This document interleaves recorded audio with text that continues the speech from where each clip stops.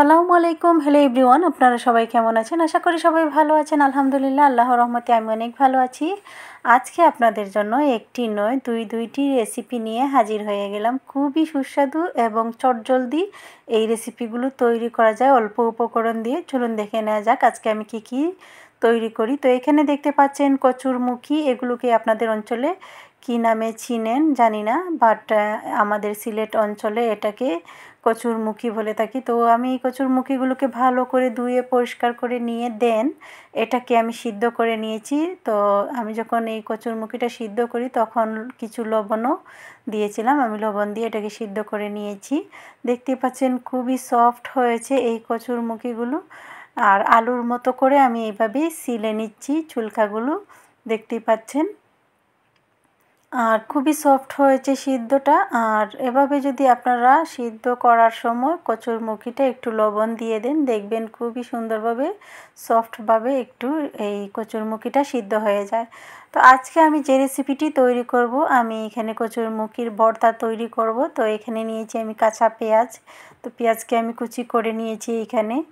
তো যেহেতু আমি দুইটা রেসিপি তৈরি করব, সেই জন্য আমি একসাথে অনেকগুলো পেঁয়াজ কেটে নিয়েছি। তো এখান থেকে কিছু পেঁয়াজ নিয়ে এটার মধ্যে দিয়ে দিব এবার লবণ। তো লবণটা আসলে স্বাদ অনুসারে, অল্প উপকরণ দিয়ে কিন্তু এভাবে গরম ভাতের সাথে কিন্তু খুবই সুস্বাদু হয় এই রেসিপিটা। এবার দিয়ে দিলাম আমি চিলি ফ্লেক্স। আর এই চিলি ফ্লেক্সটা আমি সবসময় বাসায় তৈরি করে রাখি। আমি এই চিলি ফ্লেক্সটা যাতে সময় বাঁচে এবং খুব চটজলদি যে কোনো আইটেম তৈরি করতে এই চিলি ফ্লেক্সটা ব্যবহার করতে পারি।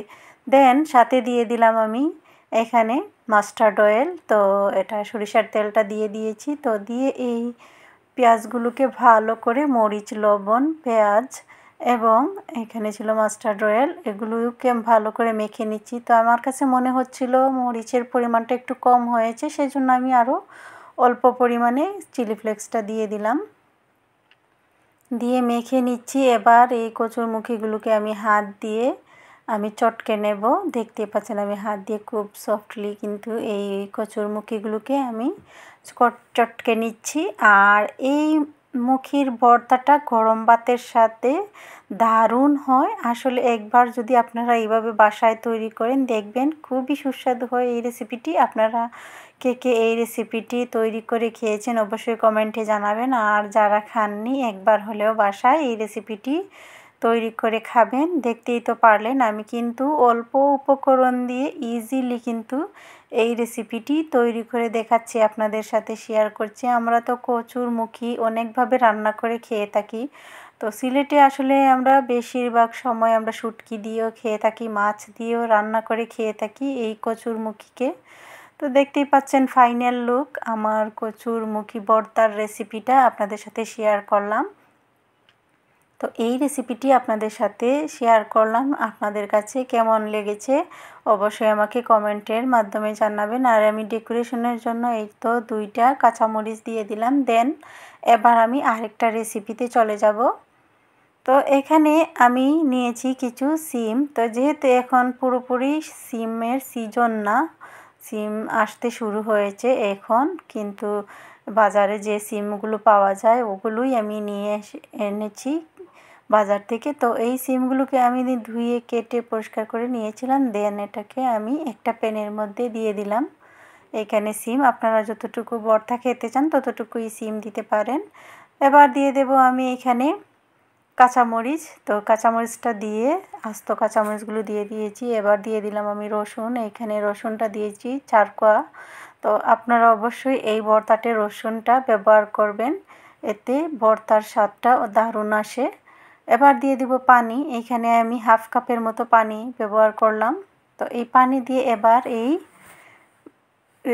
সব উপকরণগুলোকে আমি সিদ্ধ করে নেব। দিয়ে দিলাম চুলাটা জ্বালিয়ে। এটাকে আমি একটু নেড়ে ছেড়ে একটা ঢাকনা দিয়ে ডেকে এটাকে আমি 10 মিনিটের মতো সিদ্ধ করব, যতক্ষণ না পানিটা শুকিয়ে আসে। তো এই পর্যায়ে আমার চুলার আঁচটা মিডিয়াম হাই ফ্লেমই ছিল। তো দেখতেই পাচ্ছেন পানিটা বেশ শুকিয়ে আসছে। এবার একটু নাড়াচাড়া করে দিব যাতে পানিটা আরও দ্রুত শুকিয়ে যায়।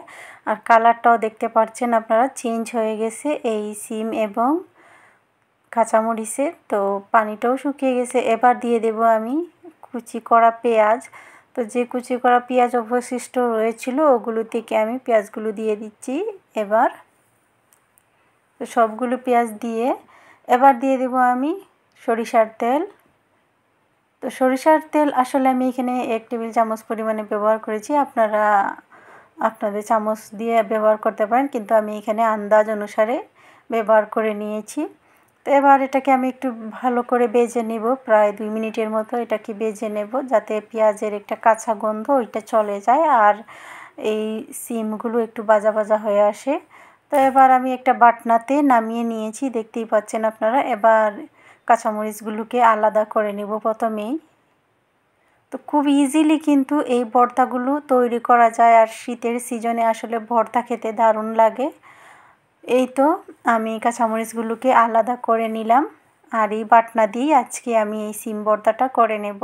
খুব ইজিলি কিন্তু এই ভর্তাগুলো তৈরি করা যায়। আপনারা বাসায় যখন এই রেসিপিগুলো তৈরি করবেন দেখবেন আপনাদের বাসার সবাই কিন্তু খুবই পছন্দ করবে। আর ঝালটা হচ্ছে আপনাদের পছন্দ অনুযায়ী, আপনারা যতটুকু ঝাল খাবেন ততটুকুই দিবেন। এবার আমি একটু লবণ দিয়ে এই মরিচগুলোকে প্রথমে ঢলে নিচ্ছি, তারপর আমি বাটনা দিয়ে এই ভর্তাটা তৈরি করে নিব। সিমগুলোকেও এইভাবে বেটে নিব।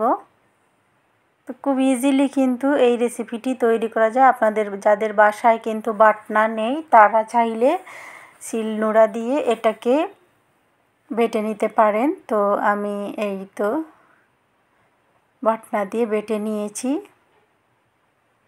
খুবই সুস্বাদু হয় এই রেসিপিগুলো। ডান হয়ে গেল আমার ভর্তাটা, এবার আমি পরিবেশন করে দেখিয়ে দিচ্ছি। এবার আমি একটা প্লেটে তুলে নিয়েছি, দেখতেই পাচ্ছেন আপনারা। তো এই রেসিপিগুলো খুব ইজিলি কিন্তু চটজলদি তৈরি করা যায়, আর শীতের সিজনে গরম ভাতের সাথে কিন্তু এরকম রেসিপি থাকলে আর কোনো কথাই নেই, অন্য কোনো রেসিপি লাগবে না। এই ভর্তার রেসিপি দিয়েই আপনারা পেট ভরে দুপুরে খাওয়া দাওয়া শেষ করে নিতে পারবেন। তো এইভাবে একবার হলেও আপনারা এই সিমের রেসিপিটি তৈরি করতে পারেন। সিম ভর্তা এবং কচুরমুখির ভর্তা, এই দুইটা ভর্তা আপনারা একবার হলেও ট্রাই করে দেখতে পারেন, খুবই সুস্বাদু হয়। এবার দুপুরে আমি গরম ভাতের সাথেই ভর্তা খাবো, এবং সাথে ছিল আমার আসলে মাছের তরকারি, তারপর ভাজি। আসলে আমার কাছে সবচেয়ে বেশি ভর্তা ভাজি এগুলোই বেশি ভালো লাগে দুপুরে খাওয়া দাওয়ার সাথে। আসলে ওই ভর্তা ভাজিটা হলেই খুবই পছন্দ হয়। এ ধরনের খাবারগুলো আপনাদের কাছে কেমন লেগেছে আমার এই রেসিপিটি অবশ্যই আমাকে কমেন্টে জানাবেন। সবাই ভালো থাকেন, সুস্থ থাকেন, আল্লাহ হাফিজ।